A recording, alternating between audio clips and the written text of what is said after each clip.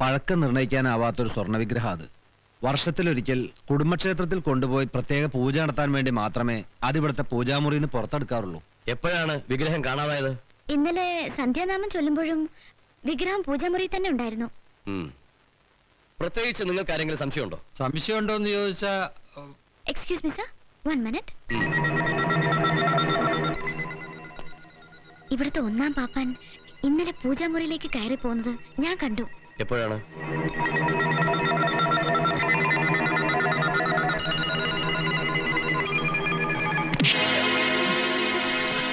എവിടെയാണ് വിഗ്രഹം ഒളിപ്പിച്ചിരിക്കുന്നത്? എനിക്കറിയില്ല സർ, സത്യമായിട്ടും എനിക്കറിയില്ല. നിന്നെ കൊണ്ട് ഞാൻ പറയിപ്പിക്കും. എനിക്കറിയില്ല സർ, നിന്നെ കൊണ്ട് ഞാൻ പറയിപ്പിക്കോടാ.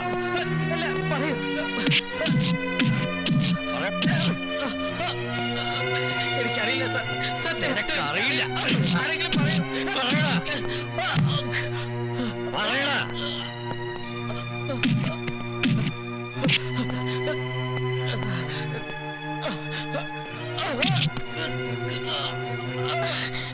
വിഗ്രഹം കിട്ടി.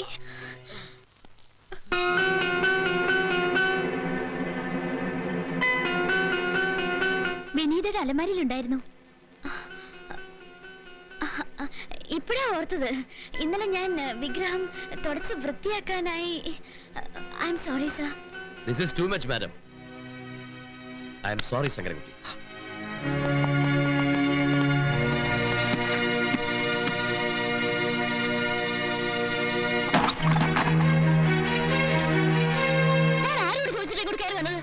ബഹളം വെച്ച് നിന്റെ അമ്മാവന്മാരെ ഇങ്ങോട്ട് എഴുന്നള്ളിക്കണ്ട. തനിക്ക് എന്താ വേണ്ടത്? നിന്റെ അടിമപ്പണി ചെയ്യാൻ എന്നെ കിട്ടില്ല. അറിയാൻ പാടില്ലാത്ത പാപ്പാൻ പണിയുമായി ആൾമാറാട്ടം നടത്തി ഞാൻ ഇവിടെ വന്നത് ഇത് മുല്ലക്കൽ തറവാട്ടിലെ കൊച്ചു തമ്പുരാട്ടി വാണരുളുന്ന കൊട്ടാരമാണെന്ന് അറിഞ്ഞുകൊണ്ട് തന്നെയാ. തളർന്ന അവശനായി കിടക്കുമ്പോ കാൽ കീഴിലിട്ട് ഒരു പട്ടിയെ പോലെ ചവിട്ടി അരയ്ക്കാനാണ് ഭാവമെങ്കിൽ നിനക്ക് തെറ്റി. കെട്ടിലമ്മ ഭരണമൊക്കെ നിന്റെ അമ്മാവന്മാരുടെ അടുത്ത് മതി, എന്റെ അടുത്ത് വേണ്ട. നീ ആരാണെന്നാണ് നിന്റെ വിചാരം? ഗർവവും അഹങ്കാരവും കൊണ്ടുള്ള നിന്റെ ഈ ചെറ്റത്തരം ഇനി എന്റെ അടുത്ത് കാണിച്ചാലുണ്ടല്ലോ, ഈ അനന്തു ആരാണെന്ന് അറിയും.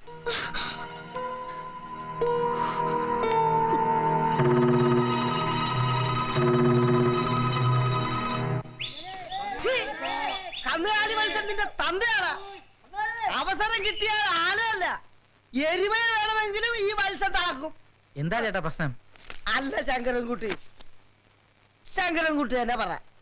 ഈ ചുരുങ്ങിയ ദിവസം കൊണ്ട് നമ്മൾ തമ്മിൽ ഇങ്ങനെ അടുക്കാൻ എന്താണ് കാരണം? സ്നേഹത്തിന്റെ മുമ്പിൽ ഈ കന്നുകാലി മത്സരം കീഴടങ്ങും. ഇവിടെ വിനീത കുഞ്ഞിന്റെ അച്ഛനും അമ്മയും ജീവിച്ചിരുന്നപ്പോ ഈ മത്സരം പാപ്പ മാത്രമായിരുന്നില്ല. I was all in all of Mullackal. എല്ലാം പോയി, എല്ലാരും കൂടി എന്നെ പുകച്ചു പുറത്ത് കാണിച്ചില്ലേ? ഇപ്പൊ ഈ തറവാട്ടിൽ നടക്കുന്ന എല്ലാ ഗൂഢാലോചനകളെ കുറിച്ചും എനിക്കറിയാം.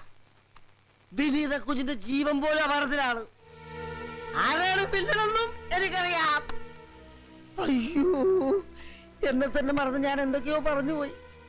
അവരറിഞ്ഞ എന്നെ കൊന്നുകളയും. ഇങ്ങനെ ഒരു കാര്യം ഞാൻ ഇവിടെ പറഞ്ഞിട്ടുമില്ല, ശങ്കരൻകുട്ടി അത് കേട്ടിട്ടുമില്ല. ഇപ്പൊ ഇങ്ങനെ തിരക്ക് പിടിച്ചു തോന്നാൻ എന്താ കാരണം? ഇനിയിപ്പോ പ്രത്യേകിച്ച് വല്ലതും തോന്നിയിട്ട് വേണോ പ്രായപൂർത്തിയായ പെണ്ണിന് വിവാഹക്കാര്യം ആലോചിക്കാൻ? അമ്മാവന്മാരെന്ന നിലയ്ക്ക് അത് ഭംഗിയായി നടത്തി കൊടുക്കേണ്ട ചുമതലയും നമുക്ക് തന്നെയല്ലേ. പരമേശ്വരൻ എന്തോ ഒളിക്കുന്നുണ്ടല്ലോ. അവൾക്ക് ആരോടെങ്കിലും താല്പര്യമോ മറ്റോ ഉണ്ടെന്നോ ഇല്ലെന്നോ നമുക്ക് തർപ്പിച്ച് പറയാൻ പറ്റുമോ? പെണ്ണുങ്ങളുടെ കാര്യമല്ലേ. നമ്മുടെ ചൊൽപ്പടിക്ക് നിൽക്കേണ്ട ഒരാളെയാ വിനീതയ്ക്ക് വേണ്ടി നമ്മൾ നോക്കേണ്ടത്. അല്ല, ഞാൻ പറയുന്നത് ഈ സ്വത്തും കാര്യങ്ങളും ഒക്കെ അന്യാധീനപ്പെട്ടു പോകാതിരിക്കാനാ. സ്വത്തിന്റെ കാര്യമൊക്കെ വിട്, അവളുടെ ഭാവിയാ നമ്മൾ നോക്കേണ്ടത്. എവിടുന്നെങ്കിലും അനുയോജ്യനായ ഒരാളെ കണ്ടെത്തണം, അതാ പ്രധാനം. തറവാട്ടിൽ തന്നെ ഒരാളുള്ളപ്പോ പുറത്തു നിന്ന് എന്തിനാ ഒരു ആലോചന? തറവാട്ടിലോ? അതെ, അവളുടെ മുറച്ചെറുക്കൻ നമ്മുടെ ഗോപീഷ്ണേ. എന്തുകൊണ്ടും അവര് തമ്മിൽ നല്ല ചേർച്ചയാ. അവനാണെങ്കി വിനീത എന്ന് പറഞ്ഞാ ജീവനാ. അവൾക്കും അങ്ങനെ തന്നെ. അത് നടക്കില്ല. കടലിൽ കൊണ്ട് കളഞ്ഞാലും നിന്റെ മോന് തരാൻ ഞാൻ സമ്മതിക്കില്ല. അല്ല, ഏട്ടൻ എന്താണ് അങ്ങനെ പറഞ്ഞത്? അവൻ എന്താണ് ഒരു കുറവ്? വിദ്യാഭ്യാസവും ഇല്ലേ, സൗന്ദര്യവും ഇല്ലേ, സാമാന്യം തെറ്റില്ലാത്തൊരു പണിയില്ലേ? പിന്നെ സ്ഥിര ജോലിയുടെ കാര്യമാണെങ്കിൽ കല്യാണം കഴിഞ്ഞ് ഇവിടുത്തെ കാര്യങ്ങൾ നോക്കി നടത്തുക എന്നുള്ളത് തന്നെ പിടിപ്പത് പണിയല്ലേ. മാത്രമല്ല, മതി മതി, വർണ്ണിച്ചത് മതി. മോന്റെ മദ്രാസിലെ കാര്യമൊന്നും ഇവിടെ ആർക്കും അറിഞ്ഞൂടാന്നുണ്ടോ? രാപ്പകൽ കുടിച്ച് കൂത്താടി നടക്കുന്ന ഒരുത്തന് ഈ കുട്ടിയെ ഞാൻ കൊടുക്കില്ല. അത് പ്രതീക്ഷിച്ച് ഇവിടെ ആരും നിൽക്കാൻ വേണ്ട. അതെ പരമേശ്വര, രക്തബന്ധമുള്ളവർ തമ്മിൽ വിവാഹം പാടില്ലെന്നാണ് ഡോക്ടർമാർ പറയുന്നത്. അതുകൊണ്ട് നമുക്ക് ഈ ആലോചന അങ്ങ് വിടാം. ഡോക്ടർമാർ അങ്ങനെ പല വിവരക്കേടും പറയും.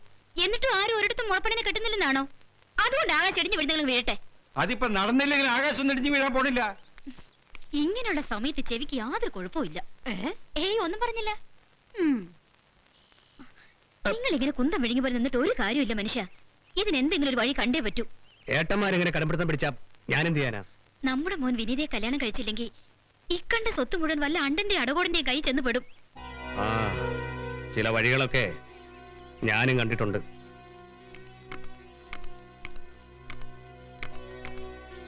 അച്ഛനാ മോനെ, നീ ഇങ്ങോട്ട് പുറപ്പെടാൻ സമയമായി. അളിയോ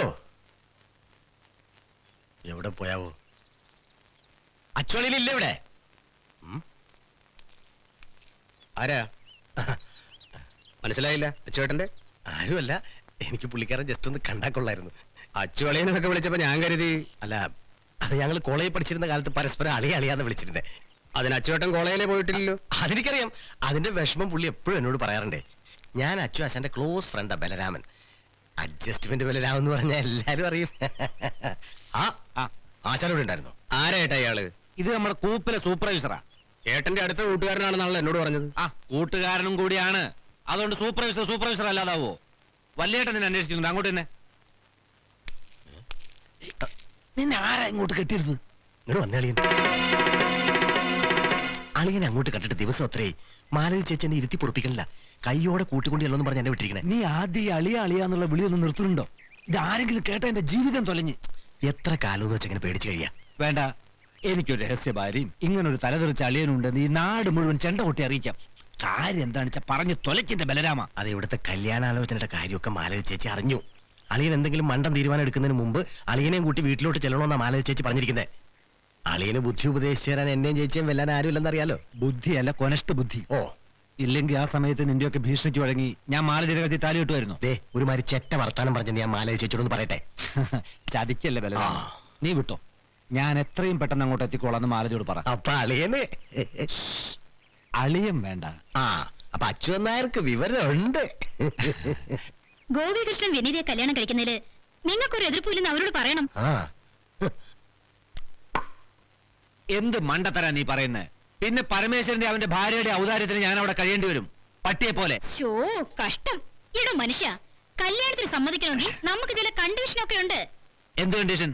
അതാണ് എന്റെ ചേച്ചി. ചേച്ചി പറയുന്ന പ്ലാൻ അനുസരിച്ച് അളിയൻ അങ്ങോട്ട് നീങ്ങിയാ മതി. എല്ലാം ഒത്തു വന്നാ അധികം താമസിയാതെ നമ്മളൊക്കെ കോടിപതികളാ. ഒത്തു വന്നില്ലെങ്കിലോ? ഓ, ഈ സന്ധ്യാസമയത്ത് ആ നാക്കെടുത്ത് വളയ്ക്കാതെ എന്റെ പൊന്നളിയാ. അങ്ങോട്ട് വലി.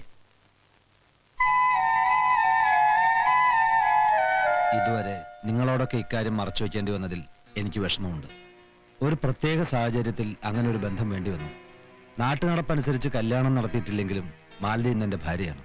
അതിൽ 2 പിള്ളേരുണ്ട്. മുല്ലക്കത്തറവാടിന്റെ മഹിമയൊന്നുമില്ലെങ്കിലും ഞങ്ങളുടെ പാരക്കാവ് തറവാടിന് അതിന്റേതായ ഞങ്ങൾ അന്വേഷിച്ചു. കഷ്ടിച്ച് 4ാം ക്ലാസ് പാസ്സായ ആരെങ്കിലും നിങ്ങളുടെ തറവാട്ടിലുണ്ടോ? പിന്നെ പാരമ്പര്യമുണ്ട്. നിങ്ങളുടെ തറവാട്ടിൽ പകുതി കൂടുതൽ ആളുകളും സെൻട്രൽ ജയിലിലല്ലേ താമസം? മോഷണം, പിടിച്ചുപറി, പാരവെപ്പ്. തറവാടിന്റെ പേര് തന്നെ പാരക്കാവുന്നല്ലേ? അളിയ, ഇങ്ങനെ ആക്ഷേപിക്കാനാണ് എന്നെ ഇങ്ങനെ വിളിച്ചുകൊണ്ടിരുന്ന വല്ല കാര്യം കേട്ടോ. ഏട്ടാ, ഇങ്ങനെ പരസ്പരം വിഴുപ്പലക്കിട്ട് യാതൊരു കാര്യമില്ല. വിനീതയുടെ കാര്യത്തിൽ ചില തീരുമാനങ്ങൾ എടുക്കാനുണ്ട്. അതിനു വേണ്ടിയാ നമ്മൾ ഇവിടെ കൂടിയിരിക്കുന്നത്. ഇനിയിപ്പോ അതിലെന്താ തീരുമാനിക്കാൻ? ഗോപികൃഷ്ണൻ അവളെ വിവാഹം കഴിക്കുന്നു, സമ്മതിച്ചു. പക്ഷേ അതിനു മുമ്പ് അവളുടെ സ്വത്ത് ഭാഗം വെക്കുന്നതിനെ കുറിച്ച് വ്യക്തമായ ഒരു ധാരണ ഉണ്ടാകണം. അങ്ങനെ ഒരു ധാരണ ഉണ്ടാക്കിയില്ലെങ്കിൽ ഈ വിവാഹത്തിന് അളിയൻ പാര വയ്ക്കും, അല്ലേ അളിയ? അതുകൊണ്ട് നമുക്ക് എല്ലാവർക്കും ഒരു അഡ്ജസ്റ്റ്മെന്റ് അങ്ങോട്ട് നിർത്ത്. ഇത് ഞങ്ങളുടെ തറവാട്ട് കാര്യമാ, പുറത്തുള്ളവർ ഇതിൽ ഇടപെടണ്ട എന്ന് പറഞ്ഞാൽ എങ്ങനെ ശരിയാവുക? ബലരാമന്റെ അളിയനാ. ഒരേ ഒരു അളിയൻ. ആ സ്വാതന്ത്ര്യം വെച്ചുകൊണ്ട് ഞാൻ പറയാണ്, വിനീത കുഞ്ഞിന്റെ സ്വത്ത് 11 ഭാഗിക്കണം. 11-ൽ 4 ഭാഗം അച്ചുവളിയന്, 2 ഭാഗം വെല്ലിയളിയന്, 5 ഭാഗം കൊച്ചളിയന്. അതിന്റെ കണക്ക് എങ്ങനെയാ? മനസ്സിലായില്ല. പറഞ്ഞുതരാ. അച്ചുവളിയൻ, മാലതി ചേച്ചി, 2 മക്കള്. അപ്പൊ എത്രയായി? 4. കൊച്ചളിയൻ, ചേച്ചി, ഗോപി, വിനീത കുഞ്ഞ്. പിന്നെ കുഞ്ഞിന്റെ പേരിൽ സ്വത്തായതുകൊണ്ട് ഒരു പങ്ക് എക്സ്ട്രാ. അപ്പൊ 5. വെല്ലിയളിയനും ഭാര്യയും 2 പങ്ക്. നാളെ എനിക്ക് കുട്ടികൾ ഉണ്ടായാൽ അല്ല, നടക്കണ കാര്യമുണ്ട് ഈ പറയാളിയ. അപ്പൊ എല്ലാവർക്കും സമ്മതമാണല്ലോ. എന്റെ മോൻ കാരണല്ലേ എല്ലാവർക്കും ഈ സൗഭാഗ്യം കൈവന്നത്. അതുകൊണ്ട് ഒരു പങ്ക് എനിക്ക് കൂടുതൽ വേണം. അത് ശരിയാവില്ല. പോട്ടെ ബലരാമ, എന്റെ ഒരു പങ്ക് കൂടി അവന് കൊടുത്തേക്ക്. അപ്പൊ എന്ന് പ്രമാണം നടത്താം അത് പറ. അതൊക്കെ വിവാഹം കഴിഞ്ഞിട്ട് പോരെ? അതെ, ശരിയായിട്ടുള്ള ഏർപ്പാടുകളൊക്കെ വിവാഹം കഴിഞ്ഞിട്ട് മതി. പക്ഷെ നമ്മൾ തമ്മിലുണ്ടാക്കിയ ഈ ധാരണ ഒരു മുദ്രപത്രത്തിൽ എഗ്രിമെന്റ് ആക്കി രജിസ്റ്റർ ചെയ്യണം. മനുഷ്യന്റെ കാര്യമല്ലേ? നാളെ കല്യാണം കഴിഞ്ഞ് നിങ്ങളുടെ സ്വഭാവം അങ്ങോട്ട് മാറിയാ ഞങ്ങൾ എന്ത് ചെയ്യോളിയാ? എന്നെ അളിയാന്നൊന്നും വിളിക്കണ്ട. പിന്നെ അപ്പൂപ്പാന്ന് വിളിക്കണം. എന്താ ഇത്? ഒന്നിച്ച് നിൽക്കേണ്ടവരാ നമ്മള്, അത് മറക്കണ്ട.